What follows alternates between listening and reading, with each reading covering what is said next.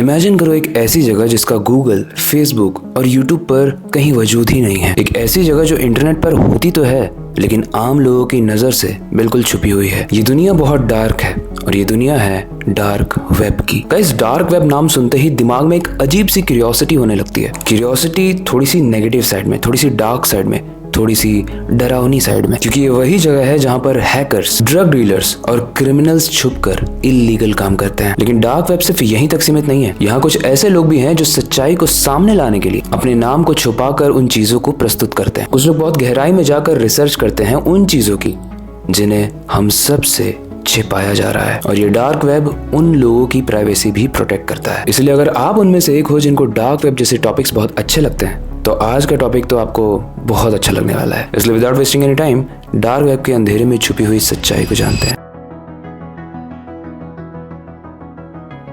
Guys, सबसे पहले आप ये समझो कि एक इंटरनेट के 3 लेयर्स होते हैं: surface web, deep web and dark web. मतलब जो इंटरनेट हम रोज यूज करते हैं उसमें भी लेयर्स हैं। कितना अजीब है ना। पहले समझते हैं सरफेस वेब को। ये इंटरनेट का वो हिस्सा है जो बहुत ही इजीली, बहुत ही आसानी से मिल जाता है। जैसे गूगल, बीइंग, याहू, यूट्यूब, यानी जो भी कंटेंट पब्लिक या इंडेक्स्ड हो वो सरफेस वेब का हिस्सा होता है। चाहे वो आपकी यूट्यूब वीडियोस हो, किसी की सोशल मीडिया प्रोफाइल्स हो, न्यूज वेबसाइट्स हो या फिर ब्लॉग्स हो। लेकिन ट्विस्ट ये है कि ये पूरे इंटरनेट का सिर्फ 4 से 5% है। तो जो पूरा इंटरनेट अगर एक आइसबर्ग है तो सरफेस वेब उस आइसबर्ग की एक छोटी सी टिप। इसके बाद आता है डीप वेब। इंटरनेट का वो पोर्शन जो सर्च इंजन्स के थ्रू नहीं मिलता है, उसे कहते हैं डीप वेब। अब यहाँ पे कुछ प्राइवेट कंटेंट होते हैं जैसे password protected content, private database, government records और आपकी भी कुछ चीजें जैसे आपके ईमेल, आपके बैंक डिटेल्स और इनफैक्ट आपके प्राइवेट क्लाउड स्टोरेज, यानी जो आप गूगल ड्राइव में डाल के रखते हो, आई क्लाउड में डाल के रखते हो, वो सब इसी वेब पे आता है। अब डीप वेब किसी तरीके से इलीगल और डेंजरस नहीं है। ये बस पब्लिकली इंडेक्स नहीं होता है क्योंकि ये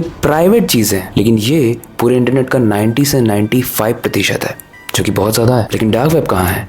अब आता है डार्क वेब, जो इंटरनेट का सबसे मिस्टीरियस और सबसे इनफेमस लेयर है। देखो, डार्क वेब डीप वेब का एक छोटा सा हिस्सा है जो कि इनक्रिप्टेड नेटवर्क्स पर चलता है। इसको एक्सेस करने के लिए स्पेशल सॉफ्टवेयर चाहिए। ये आपके नॉर्मल ब्राउजर से नहीं खुलेगा। इसके लिए चाहिए आपको टॉर ब्राउजर, यानी इनविजिबल इंटरनेट प्रोजेक्ट। आप डार्क वेब पे जाने के बाद जितनी भी वेबसाइट्स को एक्सेस करोगे उनके एक्सटेंशन में .onion लिखा होता है। और डार्क वेब की किसी भी लिंक को, यानी .onion वाली लिंक को अगर आप नॉर्मल ब्राउजर में ओपन करने की कोशिश करोगे तो वो ओपन ही नहीं होगा। और गाइस, जब मैं डार्क वेब की बात कर रहा हूँ तो यही वो जगह है जहां पर एनोनिमिटी का राज छुपा हुआ है।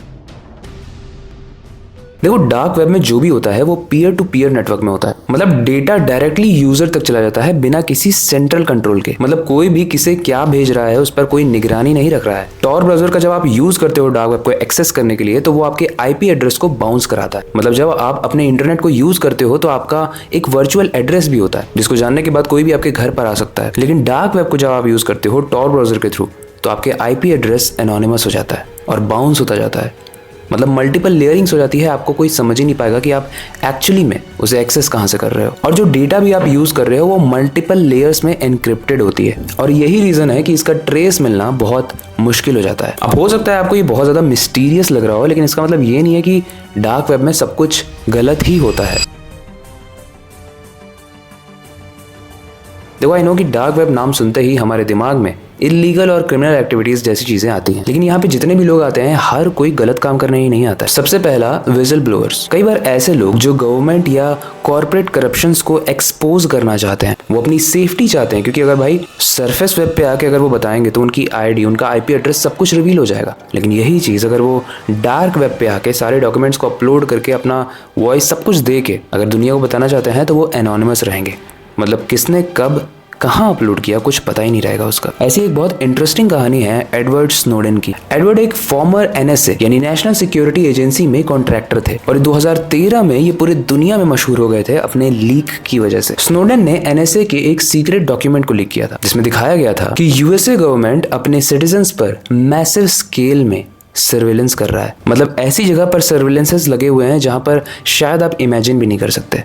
शायद वो आपको दीवार दिख रहा है लेकिन उसके पीछे कैमरा लगा है, आप क्या कर रहे हो सब कुछ पता चल रहा है गवर्नमेंट को। दूसरा, उन्होंने बताया कि एनएसए लोगों के फोन कॉल्स, मैसेजेस और इंटरनेट एक्टिविटीज को बिना जानकारी के मॉनिटर कर रहा है। सोचो ये कितना पावरफुल टूल हो सकता है जब इलेक्शंस आए या जब कोई बहुत बड़ी चेंज लाना हो तो आपको पता है कि सामने वाला क्या सोचता है, उसको वही दिखाओ, या जो वो सोचता है वो सही है और आपके लिए गलत है तो उसको कुछ धीरे धीरे गलत चीजें दिखाने लगो। इस तरीके से आपका दिमाग ही मैनिपुलेट हो जाएगा। और ये सर्विलेंस सिर्फ यूएसए तक सीमित नहीं थी, बल्कि दूसरे देशों के लीडर्स पर भी थी। अब इतनी बड़ी और सेंसिटिव इंफॉर्मेशन लीक करना बहुत ही ज्यादा रिस्की था, राइट? और उस वक्त अगर इनकी आइडेंटिटी रिवील हो जाती तो उनको लाइफ इम्प्रिजनमेंट या फिर डेथ सेंटेंस भी हो सकता था। इसीलिए स्वीडन ने अपनी आइडेंटिटी को छुपाने के लिए डार्क वेब का यूज किया और इसी की वजह से उनका लोकेशन और उनकी आइडेंटिटी को ट्रेस करना उस वक्त बहुत मुश्किल हो गया। लेकिन जब गवर्नमेंट को इनका पता लग गया तो ये रशिया चले गए। इसकी वजह से अब ये सेफ है। ये बस एक bonus information they the in case आप क्यूरियस हो रहे हो कि भाई पकड़ा तो नहीं गया। इसका दूसरा फायदा है जर्नलिज्म एंड फ्री स्पीच।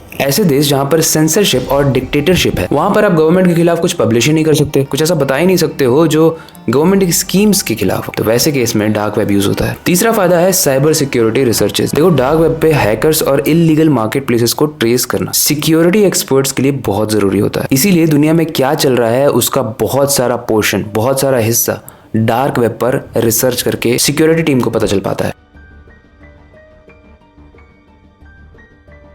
अब आपके दिमाग में ये बात जरूर आई हो कि हम यूएसए की तो बात कर रहे हैं, बाकी देशों की बात कर रहे हैं, बट इंडिया में क्या डार्क वेब को मॉनिटर किया जा सकता है या किया जा रहा है? देखो, इसको मॉनिटर करना तो बहुत ही ज्यादा चैलेंजिंग है, लेकिन साइबर क्राइम को ट्रैक करने के लिए काफी सारे कैंपेन्स चलाए जा रहे हैं। इसमें सीबीआई भी इन्वॉल्व है, CERT भी इन्वॉल्व है और नेशनल क्राइम कोऑर्डिनेशन सेंटर यानी NCCC भी इन्वॉल्व है। इंडिया के पास साइबर लॉज भी हैं जैसे इंफॉर्मेशन टेक्नोलॉजी एक्ट 2000 और कुछ IPCs भी हैं जो ट्रैफिकिंग को और इलीगल मार्केट प्लेसेस को टेक डाउन करता है। अच्छा गाइस, हमने सब समझ लिया कि डार्क वेब होता क्या है, ये कितना पोर्शन है, इसमें कितनी खराब चीजें होती हैं और कितनी अच्छी चीजें होती हैं। अब आते हैं कंक्लूजन पे। देखो गाइस, मैं एक सिंपल सी सलाह दूंगा कि डार्क वेब आम लोगों के लिए नहीं है, क्योंकि रीजन ये है कि जब आप डार्क वेब को एक्सेस करते हो तो काफी सारी भयंकर चीजें आपके साथ हो सकती है, because you actually don't know कि आप अपने आप को सेफ कैसे रखो। क्योंकि जब आप डार्क वेब में जाते हो तो आप उसी का पार्ट बन जाते हो। इसलिए इट इज सजेस्टेड कि कितनी भी ज्यादा क्यूरियोसिटी हो आप ओपन मत करो उसे। डार्क वेब पर मालवेयर और फिशिंग अटैक्स होते हैं जिसमें आपकी ईमेल आईडी, आपका यूट्यूब चैनल, आपके बैंक डिटेल्स सब कुछ चला जाएगा और आप समझ भी नहीं पाओगे ये सब हुआ कैसे, और ब्लिंक ऑफ आई में जाता है ये एकदम। तो बेसिकली डार्क वेब एक ऐसी चीज़ है जहाँ पर बहुत सारी अच्छी चीज़ें भी होती हैं। विसल ब्लोअर्स कोई ऐसी चीज़ जो अपफ्रंट आके नहीं कह सकते, लेकिन लोगों को बताना बहुत ज़रूरी है, उसके लिए डार्क वेब यूज़ किया जा सकता है। लेकिन हाँ, ये आम इंसान के लिए नहीं है क्योंकि इसमें बहुत भयंकर क्रिमिनल्स, डीलर्स और हैकर्स होते हैं। अगर डार्क वेब जैसे टॉपिक आपको अच्छे लगते हैं तो आई होप आपको ये वीडियो अच्छी लगी होगी। ऐसी और वीडियोस चाहते हो तो आप हमें कमेंट सेक्शन में बता सकते हो। और हाँ, अगर आपको ये वीडियो अच्छी लगी है तो हमारे सीखो ऐप को डाउनलोड जरूर करना। ऐसी ही बहुत सारी इन्फॉर्मेटिव वीडियोस वहाँ पर अवेलेबल है, आपको बहुत पसंद आएगी। बाकी वक्त आ चुका है इस वीडियो को एंड करने का और नई वीडियो पर काम शुरू करने का, लेकिन जाने से पहले मैं बस एक ही चीज़ कहना चाहूँगा, अपनी क्यूरियोसिटी को डाई मत होने देना, नई चीज़ें सीखते रहना। मिलते हैं अगली वीडियो में।